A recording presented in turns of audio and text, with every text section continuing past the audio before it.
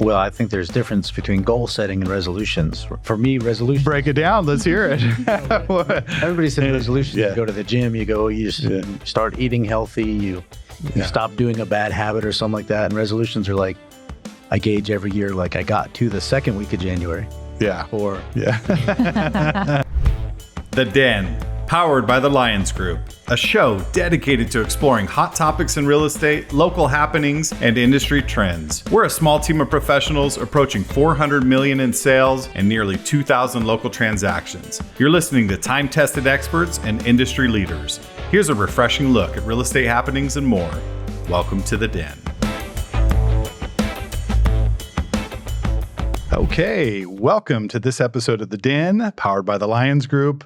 We're excited to talk with you today about a very controversial topic because some people love and other people hate New Year's resolutions. But before we dive into that, I want to introduce my co-host and partners. Starting to my left, Paul, Hammy the Rockberry, Melissa, let's go, Glasgow. Let's go. Let's go. Aspen, the Ninja Gruen, and Shannon, the boss, Martin Martinez. Welcome to the next episode, and let's just dive right in. I know, how many of you all set resolutions, New Year's resolutions? Yes. Yep. Sure. Intensely. Across the board. Yeah. Absolutely. I mean, some people see it as a big reset. That's probably how I feel. Like it's a time to like turn the page and just like wash that year away, but also celebrate what we've accomplished and whatnot. And other people are like, you get to the new year, so now you're going to go work out. Like, why weren't you working out, 6 months ago, type of thing. So I know it's a divisive topic, but hey, that's what we're here to talk about. Let's have some fun with it. We are going to discuss what we think is going to be a good New Year's resolution for you, the listener. But before we get to that, who wants to kick off a resolution that they have? It's something that I've never thought about before until very, very recently. And that is, I want to invest in an additional property. I would like to have an investment piece. So by the end of 2024, I want to have something under my belt. Let's go, Great. Glasgow. Let's go. Yes, I love that, especially if you're in the business. And there's a lot of realtors that listen to this podcast. And it took me years before I got into the game. But you need to be in the real estate game as soon as you can take that. But you got to dedicate some thought, some time, and like some strategy to it. It just can't be something flippant like, I'm going to go buy a house. Like what type of home, what type of investment, what type of, obviously you have your primary, you upgraded that this last year, which was fantastic.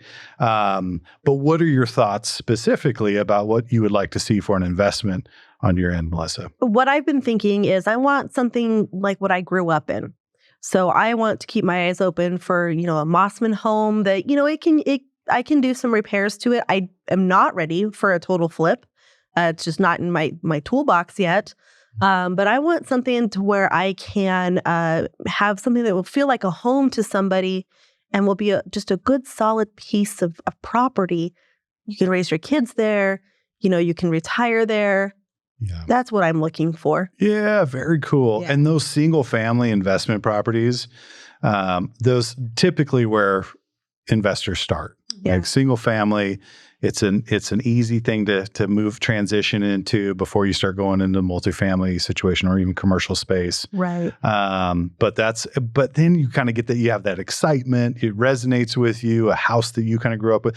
And for our listeners, a lot of you may not know what a Mossman home is, but someone talk about a Mossman home here. Most of them are 50 years old. Yeah, 50 plus, right? Yeah. They're some of the first houses we had in our area. Yeah. And Mossman, I think, the name comes from the builder, obviously. But they built very solid houses. They're the houses that you see in the neighborhoods like San Juan Park area or Valley Grande area. They are, traditionally just a 3-bedroom, 2-bath, hardwood floors. Beautiful hardwood floors. Yeah. It's a Mossman because the size of the wood slat. Yes. They're all the same. Absolutely. If you try to buy wood floors these days, which I just recently tried to do, we were putting some flooring in a new house we're moving into. And I said, I just want to go with the real wood because that's what I have in my house. they don't make it like that anymore. Yeah. It is kind of a very thin engineered little piece of wood that they put over it. So whereas mine are about, an inch thick, and you can sand them and you can stain them, you can sand them again, and you can fix things on them, and they have a lot of room to work on them.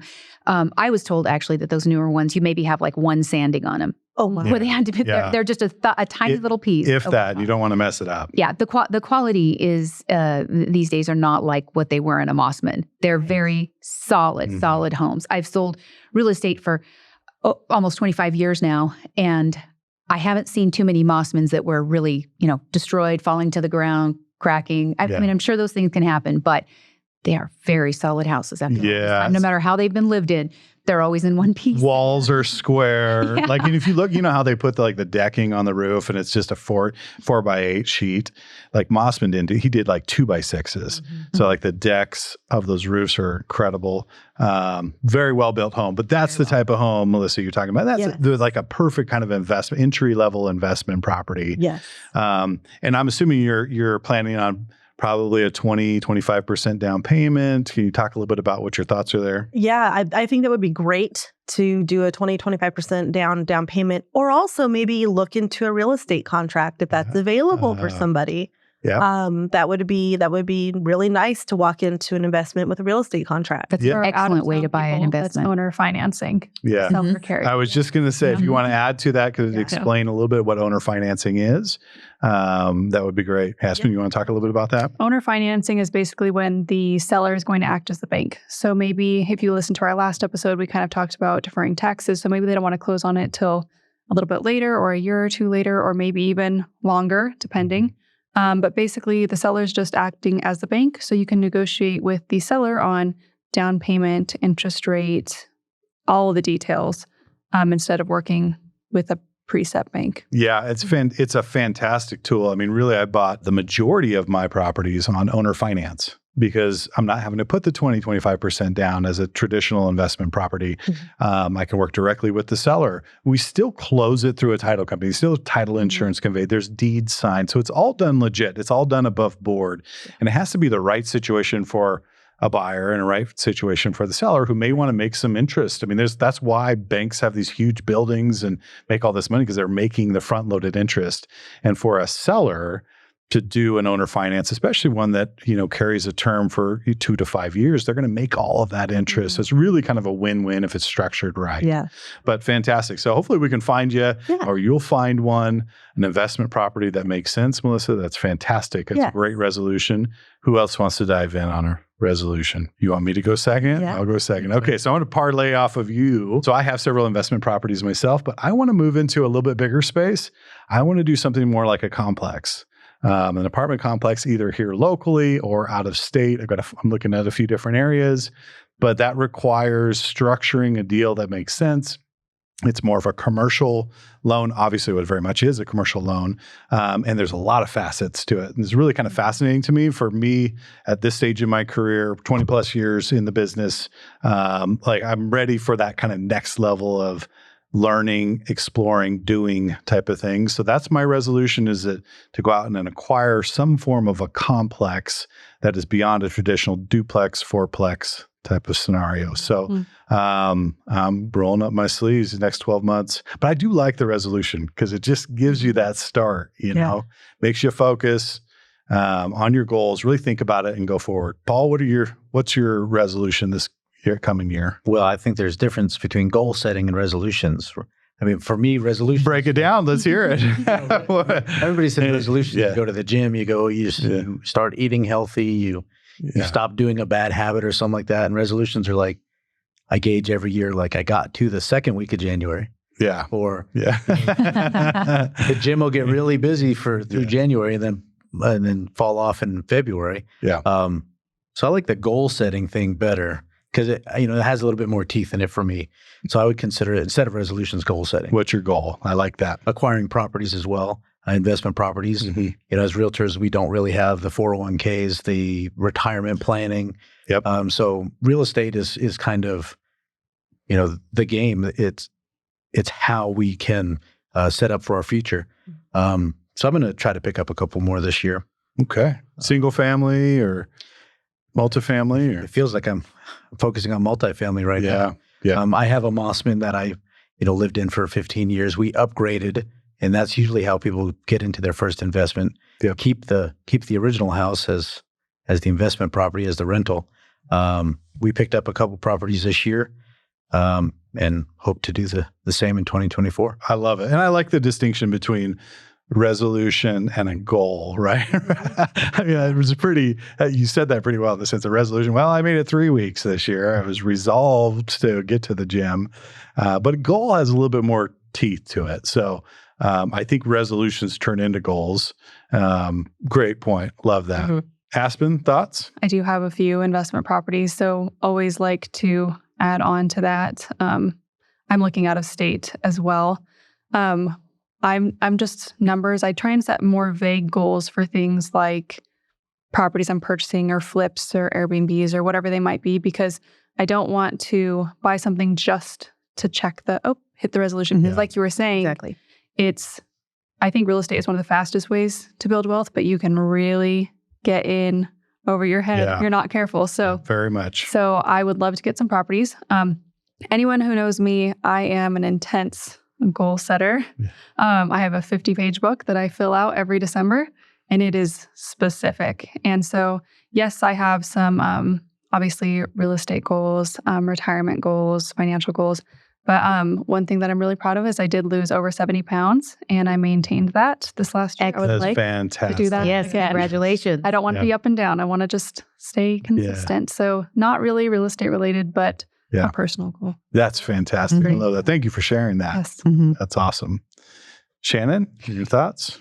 So listening to these two talk, this is exactly what I was kind of thinking of is when we talk about a resolution, we need them to be very specific. But sometimes it's good just to say, I'm going to start looking at my financial well-being. I'm going to start looking at my future. So maybe, like you said, you cannot just buy a property because you want to check it off your list. But you can say, I'm going to start this year watching the market. I'm going to start, I know that my long-term goal is to buy an investment property. Maybe it happens this year, maybe it happens next year, but I can start being smart about it. I can start watching the market. I can watch trends. I can see when maybe prices go up or down, when interest rates go up or down. I can start maybe getting with a lender and finding out what options I have available to me. You had a great point. Your first investment property is typically just moving out of your house you're already in.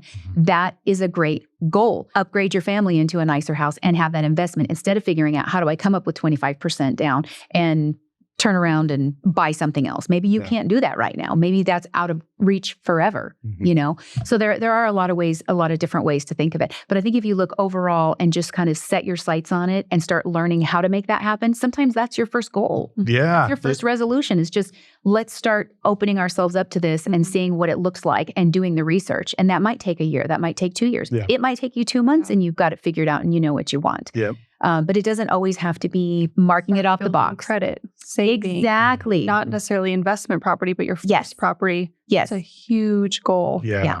And there's a lot of things that come in between. So, sometimes that goal just needs to be, I'm just going to open myself up to these things and start learning about it. And eventually I'm going to be a property owner. Yeah. Eventually I'm going to get my own place. Well, fantastic. I mean, you all just made 3 fantastic points. The first one is the fact that it's just, these are babies, like start with the baby steps, right? Just the fact that you want to be in the real estate space. If you do not own a home right now for your primary residence, that should be on your goal this next year for 2024.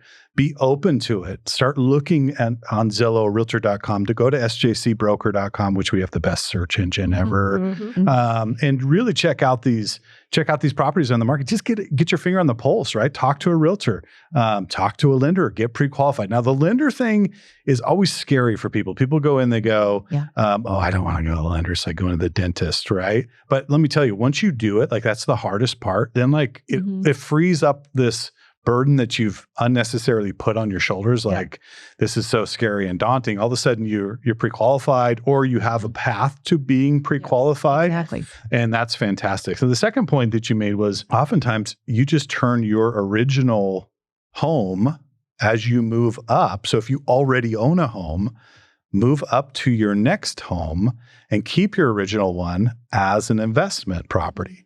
That's a very easy way to begin stepping up, because the number one way to build wealth in America is what? through real estate. I mean, it's just the studies after studies after studies have come out, and that is the correlation between all wealth building millionaires or people that are wealthy have some aspect or form of real estate. So if that's your goal, some people don't care about that, and that's fine. Yep. But if your goal is to build wealth, real estate is the number one vehicle to do that, turning your primary residence into your first rental property. So if you own that, that's your first step. But it will also do two things. One is you'll gain that leg of real estate as an investment property, but you'll also realize, what is it like? What are the burdens like? You just checked a box. Do you like that box? Do you like being a property manager? Do you like managing your own? Do you like seeing someone living in your old home that may have been your first home and letting the yard go? So you have to understand those components as well. So 3 very good points there. So if you are in the game and looking to upgrade, that's a way to do it. But if you're looking to buy an investment property, what are some of the things that we should be thinking about? If you already own a property in your primary residence, you're happy, you don't want to upgrade, but you're looking for an investment property, what are some of the things you should be considering or thinking about? I think number one, you need to get a realtor and you need a lender. You have to have both of those because they're going to help you stay on track. And with that, I do think you need a realtor and lender who are familiar with investments. There are so many secondary costs that you might not think of, especially if you're looking at a flip or, buying a house cheaper and doing some of the work yourself. I think you need to know, can you actually do the work that's needed? And then there's a lot of hidden costs. Does it need a new roof? Does it need electric? So I think and then also, are you going to flip it or are you going to rent it? You're going to flip it. You got to think, are you having any holding costs? Are you going to be paying your title fees, any commissions, anything like that? There's a lot of hidden costs that goes into moving real estate. So working with somebody, check box number 1 and box number 2, talk to somebody about it. And I know me, I'm sure you guys as well.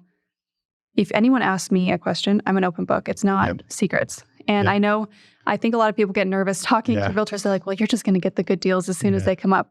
I know me personally, I have my investor list that I send to. And if a good deal comes up, doesn't happen, I don't think and I mean like a good deal. I'm putting it out to my investor list first. And then if no one wants it, then I'll go in. Well, and that's what a professional does, right? They promote the client's interest above their own. But that brings up a good point. The fact that you need a professional on your side to walk you through these steps, to make you think about, because there's oftentimes I deal with people that have bought several homes and they come to me with a property and on the quick glance, I mean, just being in the business so long, I can do a quick underwriting in my head and go, that doesn't make a lot of sense. Or, you have some major upside here, but you got to consider this, that, and the other. And they go, we've considered this, that, and the other, and we're okay, let's rock and roll. So I think working with both the realtor and lender too is really good because, like we said, most people get into their first investment property by living in it and then, upgrading and keeping an old house. That's not how I did it because I needed a little bit more money. So if you've been able to hold your property for a few years, and then you might need the cash for something else in your life, whether that's, kids schooling, daycare, paying off credit card debt, maybe you need a family car, whatever it might be. Sure. Maybe that's not your goal right away, but having a lender and really a lender in that in that regard, they'll be able to tell you, what, it actually makes more sense for you to sell. You can get a little bit nicer house. You can pay off some debt. You can do what you need to do and then save. More. Or maybe that house that you're living in now, that now you have no external debt besides, your mortgage, obviously. You can use that, live in it for 2 years, move on for that one. So working with someone with your options, there's so many options. There really is. And things you're not even thinking about, things as realtors we don't think about from the lending standpoint, their lending perspective.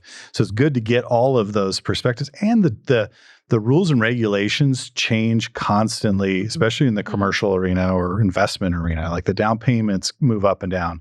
You've got access to ARMs, adjustable rate mortgages sometimes, and sometimes you don't. Just depends on how you fit in the box, and then those things open up. What about the BRRRR method? Yes. Yeah. So really, this is a fantastic tool to use. If this is the first time you're getting into investing, think about, this is called a BRRRR method, BRRR. Okay.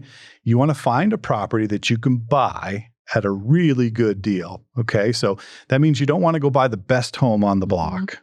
You want to find a deal where it's a home that's subpar compared to the other homes on the street. That brings you to the second thing, and that is renovate. So you buy it, you renovate it. You renovate it to bring it up to speed with the rest of the homes in that area. And what does that do? That brings up the value. So at that point, you've put in this money. Let's say you've put in $50,000 into this property, okay? Then you can do the third R, which is refinance. So you've bought it at a good deal, you've renovated, you go in and you refinance and you pull your $50,000 back out, okay? And then you repeat. So that's the version. There too, and you can rent it, get the income for the rental, show that to your lender, and they can refinance it based on the rental. The rental. So there's a whole bunch of R's in that BRRRR method. The one renovate that we have to talk about, that one R. Yeah. For first-time investors, it's not as easy as the home channel or the Absolutely. So if you go in and you think, well, I can just take down these 3 walls, add on this, solarium and it doesn't happen in a day. Yeah. It doesn't happen. Usually the budgets they have, any realtor that's ever watched one of those shows goes, I wish I had that budget, because those are not, usually accurate. So when you get into it, talk to a professional, talk to a contractor, find a realtor that says, yeah, there is an upside to this. Yeah. If you can't get your money back out, those are the things that the professionals can help you with. Yeah. I love those HGTVs. Like, what do you do? Well, I sell cotton candy. What's your budget? $1.5 million. Like, what? Yeah, exactly. Right. What are we doing here? But Paul, valid points, especially and I've had people that come to me and they've had like a 3-bedroom, 2-bath, and they wanted to open up one of the bedrooms and make a larger living area. And I go, don't. Yeah. Do not lose that 3rd bedroom. So please consult with a realtor that you trust. Get with a lender that you trust, because that's your team, right? They're going to help walk you through these. They're going to bring a different perspective, help you navigate these waters, so you really can make the right decisions. And if you're doing a renovation or a flip, definitely have a contractor that you trust, that has some experience. And if you're going to do it yourself, make sure you have an out plan. Have that when you get to the point where you go, oh, I'm beyond my knowledge here. You have that call that you can make, and somebody can help you out. Because putting that huge investment in time and money, and then not being able to get it out, is the horror stories that we find. The money pits that are the why people don't invest. Just make sure that the professionals are at the ready. Exit strategy is so critical. So critical. Any final thoughts in that regard? I know Melissa kicked us off. You want to round us up in that regard? If you're not in the game, get in the game. Get in the game.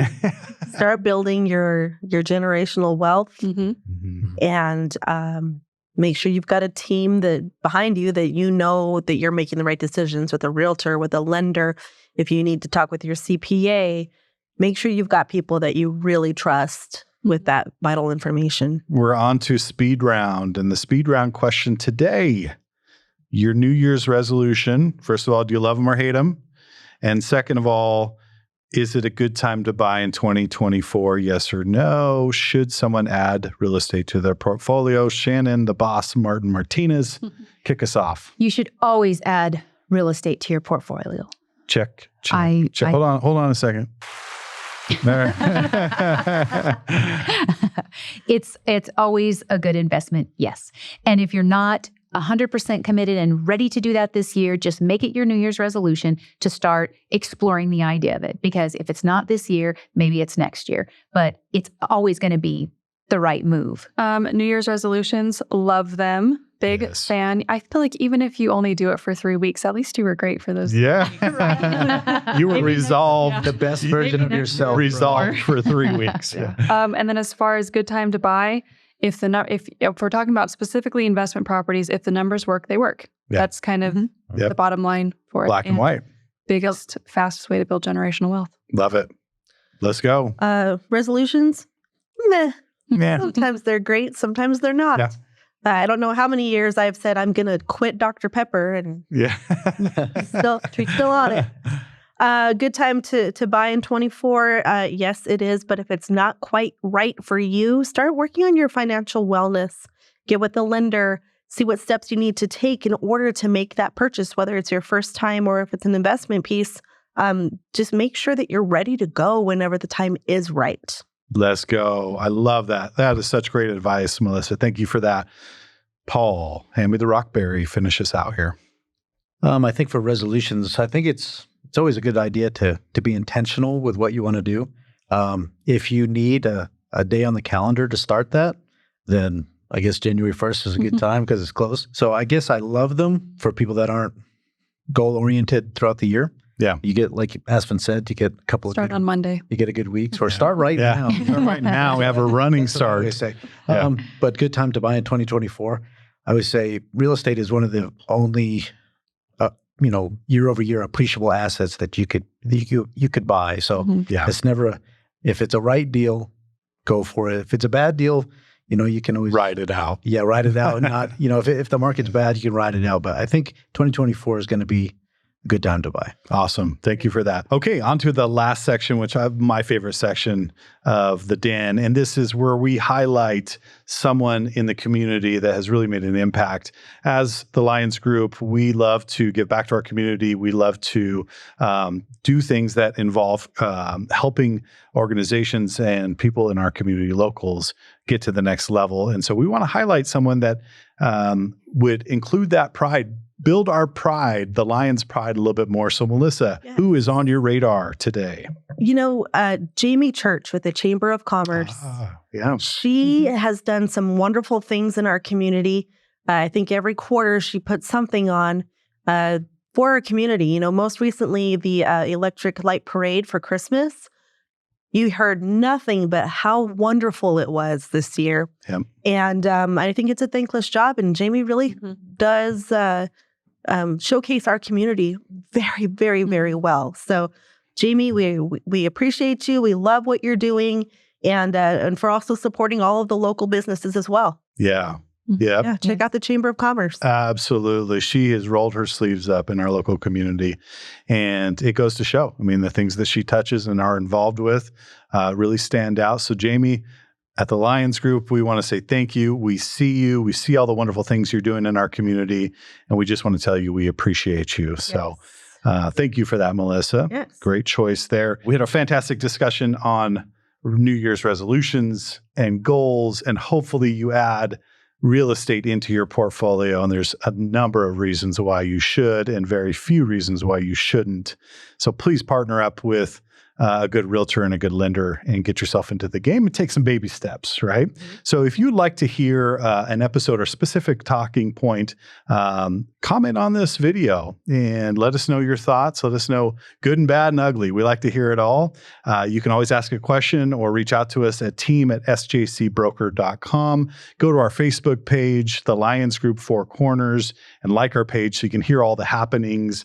And of course, you can go to sjcbroker.com and reach out to any one of us. We would love to have a consultation with you, whether you're buying or selling, you're an investor, whatever it is, get with us and we'll share our knowledge. We're open books. We love to work with the people in this community. Thank you for listening. Until the next time, we'll see you in the Den. Thank you for listening to The Den, powered by the Lyons Group. Hit the subscribe button to keep informed on real estate happenings. If you'd like to learn more about the Lyons Group, visit sjcbroker.com. Complex markets require complex strategies. The Lyons Group can give you a true advantage in any market. Whether you're buying or selling, residential or commercial, contact us directly at sjcbroker.com. We're time-tested experts with a client-first approach, and we'll see you next time in the Den.